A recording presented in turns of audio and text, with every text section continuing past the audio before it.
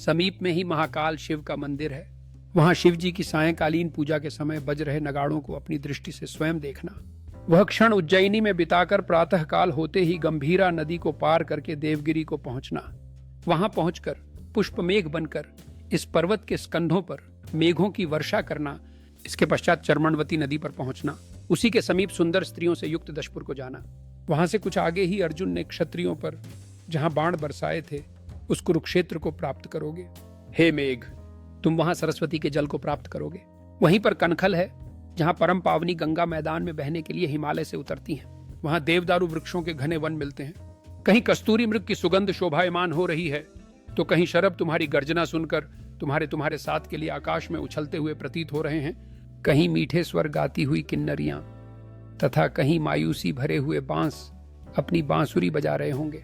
उस समय तुम्हारी गर्जना मृदंग के समान प्रतीत होगी। फिर वहां से कुछ उत्तर दिशा में क्रौंचरंध्र से युक्त तुम कैलाश पहुंच जाओगे, जो शिव जी का निवास स्थान है। उस पर्वत की गोद में उपस्थित अलकापुरी को ऊंचे ऊंचे प्रसाद से तुम सहसा ही पहचान लोगे।